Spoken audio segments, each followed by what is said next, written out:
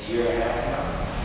No, I mean, there may be a change, and there may be, I don't. Well, is there a way that we can petition the state for us to have this as an elected position instead of? No. Because if you do that, you have to do it for every city, every municipal school district in the state. You couldn't just do yours. Well, can we ask that be put forward? Sure. Well, if we're going to have the same scenario a year from now, it's the same group of people who probably accuse themselves at the next cycle.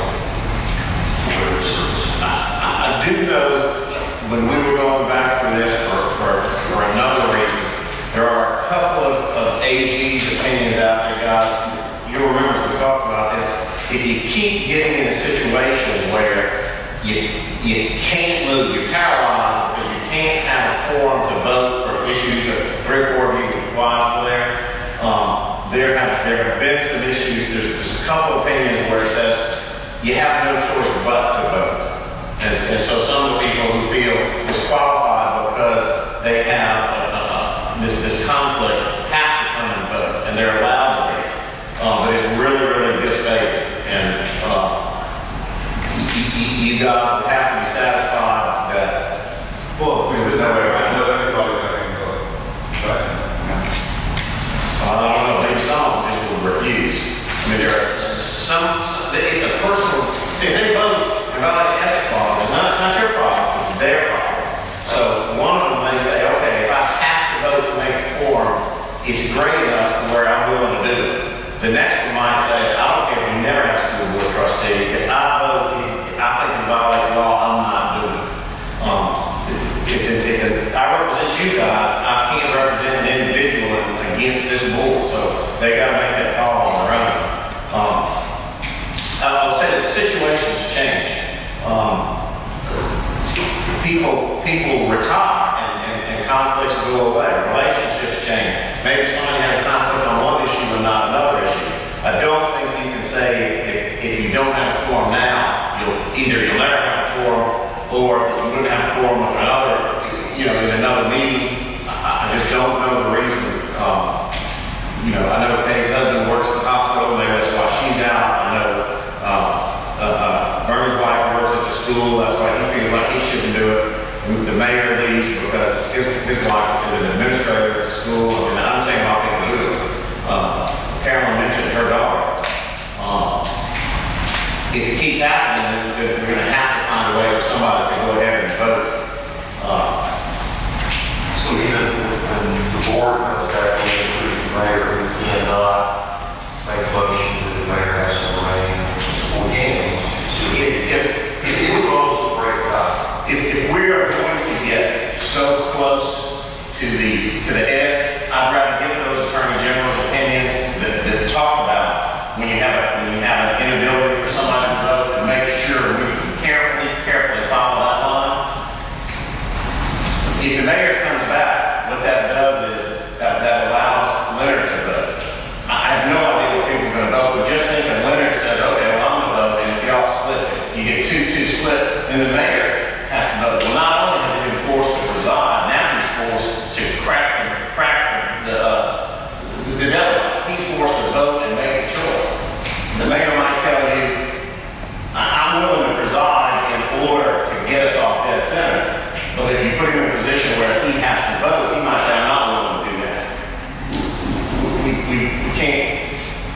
can't have a deadlock like that again. We have to be careful. So right now there's no way you can do it. If 2 weeks from now, I'll bring those AG opinions, I'll get them to you to talk to, we'll look at it carefully, and we'll see if people are still recusing themselves, and somebody's going to have to stay and vote. So you can break the deadline.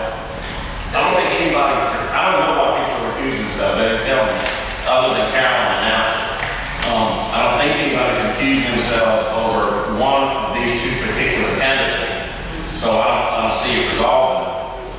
no, I think you spot on.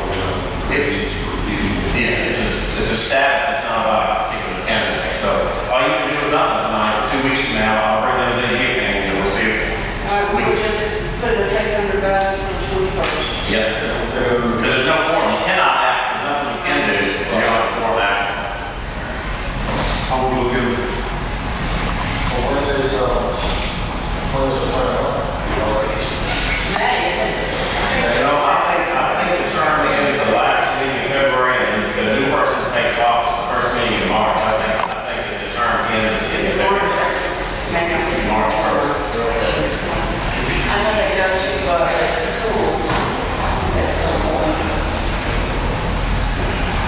I'm waiting. Now, if you don't have a quorum, my ethics ruling said that we all can vote to establish a quorum. Well, we had that conversation, and I haven't been writing it. the conversation we had was there was not a quorum, so that we couldn't have it.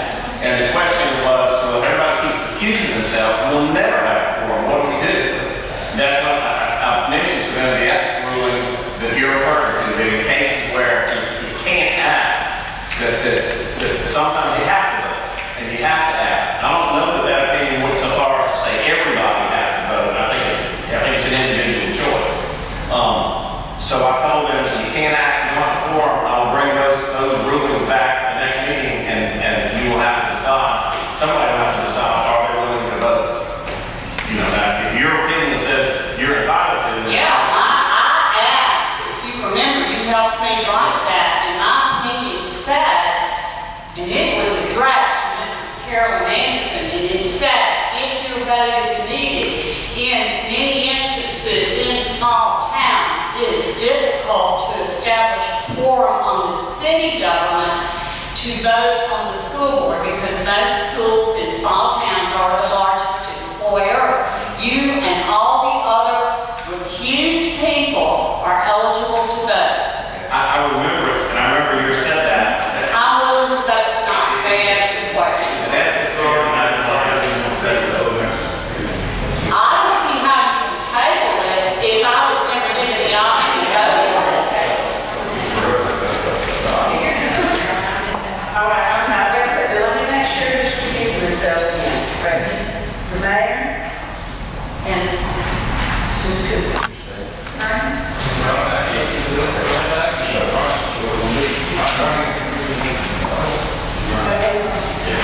Well, I'm not worried, because I have an ethics rule that says just that.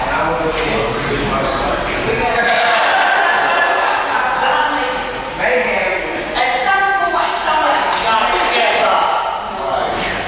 Okay, We have this four presidents, mayor. Have a quorum present. okay, is there any more discussion on this? Well, wait a minute, I don't know what the motion and second is. I make a motion that we will appoint Anthony Miller. Second. All in favor? Opposed? Motion carries.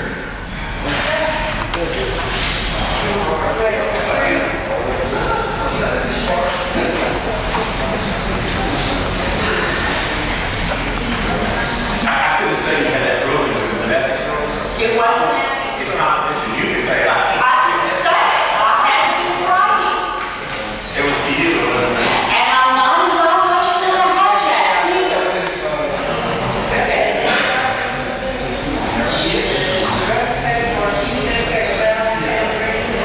All right, first of all, there are two things. They're interconnected, and it is not interface, it is interfaith, F-A-I-T-H. And it's not interface, we don't use speed dating or anything like that. Ben Harlow the Methodist Church with all the other churches in our community on August 18th are asking to host an event at the town green for youth. Each church will be able to set up a 10 by 10 tent. There'll be a concert. There will be free food. There will be giveaway t-shirts. We just want to, and the drug task force is also going to help them financially. Are they going to have alcohol there? No, Mr. Haynes, but I thought I heard you volunteer to sing for free.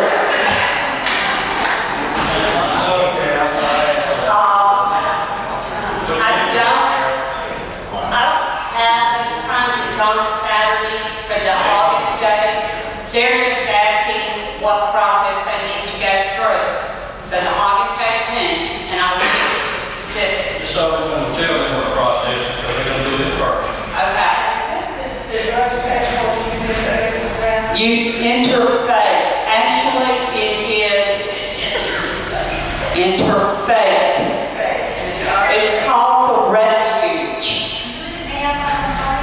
It's going to be made up. It's being led by First Methodist Church, and then we will invite all of the other youth pastors. We've done this before. The school districts allowed us to use their gym. No, this is a Long Beach event. This is strictly a Long Beach event for Long Beach students. But we're not going to turn any youth away. I mean, if someone from West Harrison shows up, we don't want to. No, it's strictly Long Beach city churches. So what do we need a motion for approval? Do you want to do We it? got same thing, we like, I'm asking that you waive the fees on the 18th. I don't have the exact times. I have it in my office and I walk off and left. It's an evening event. all right. That's August 18th for the interfaith rally. I don't know. Well, I just wanted to bring it in. Yeah. If we're gonna waive the fees on that, I'm not, I can't. You don't, It's just a non-profit. It's not. It's a church. It is. I have to make a motion. now with that said, they're gonna fill out the event policy form, and they're gonna get the insurance for that day. And I guess my question to you is that if Gulf Coast Substance Abuse Task Force is sponsoring the event, we have $2 or $3 million worth of liability. We spend about $2,600 a year on liability for the drug task force. So I guess, Mr. Simpson, do I also need event insurance? Okay, so you need a policy. Okay. We'll do an event policy and I will pay that $100 fee or so that it costs. Probably more than what it's gonna Whoever's going to need to come fill out all the paperwork. Okay. Mr. Conchas made a motion to approve that. Motion carried. All right, Carol. All right, the second event is actually much sooner. It is March 11th. It is a Sunday. It is 8 to 4 in the town green. It is sponsored by First United Methodist Church, and they are celebrating their non-church one-year anniversary of the well. They're going to have hot dogs, they're going to have church service, and games and treats for all ages on March 11th. And they're asking for the fee to be waived for rental, but they will pay for the event insurance. Move for approval. All right, motion to approve, we have a second? Second. Okay, all in favor? Motion carried. Thank you, Carol. Mr. Parker says for sure it's Anderson. Okay, next is, that's all we have. Drug test for use in got that, automatic flushing devices for dirty water. Alderman Fontaine. We're not laughing at you, Mr. Pacha. So this is not funny when they got dirty water. Thank you, Mr. Mayor. I would like to appreciate the board and the mayor considering this. We have a new well, as you all know, down in the southwest corner, but unfortunately, we don't have enough homes down there to keep the water moving sufficiently.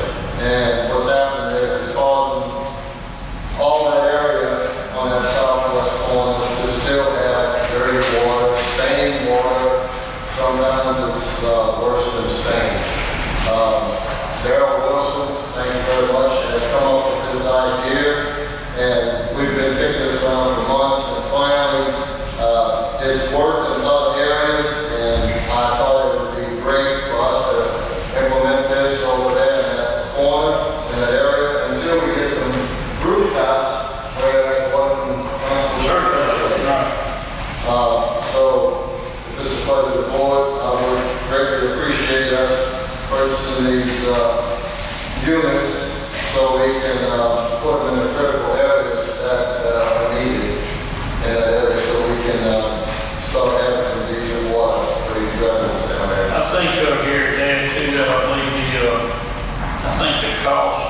What is Is it consolidated pipe at $7,396? Yeah, I think she wants about $18,000 worth of it. Is that? I believe that materials alone, I think we're gonna do it all in-house.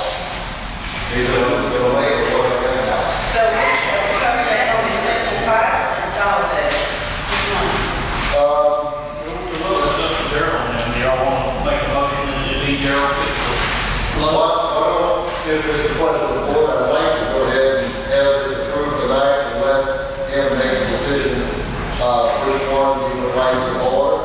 173.96, the other one is 87.50. How many we talking about? We're talking four. Is that a one-time cost? One-time cost, yes, sir. I think that we also have this in, And that's just the material, that's not with the labor. That's right. We're doing this in-house. Yes, sir. I think that Darrell explained to me that even with the other activities that you've been using in the black manhole out there on Klondike and the different other obligations we have made with our contingency fund is still been the slack to handle this. Okay. And so it's not going to be a budget meeting. Yeah. They'll put them in the bag. Darrell? Darrell, do you have a recommendation on either one of these companies about this flushing device? You have a recommendation? Yes, Steve, these expensive ones, I was gonna go with. Who? Consolidated? Yeah, consolidated. Consolidated. And you, there's no, maintenance fees for these things, there's nothing they can break in or something, it's just like a pop-off valve or something? Well, it's just a battery operated valve that where you program for it opens up a given period of time, plus just until you decide to close it. We was gonna set them for about an hour, twice a day. But this is gonna be kind of a trial basis, we've never used it at this, in an area this large, we've used it before, but just to see what impact it makes on the dirty water, so we're trying to do. But you're familiar with these, you said you used them before? Yeah, we have used them before in Bell Terrace. And we could have reports, I guess. They flush similar to fire hydrant, or? Because it's 2 minutes, they flush about 135 ppm, we have to funnel into a drainage facility, not just broadcast it on the street. We'll put it into a catch basin or whatever you need. Okay, that was my question. Was it going to count, go into the sewer?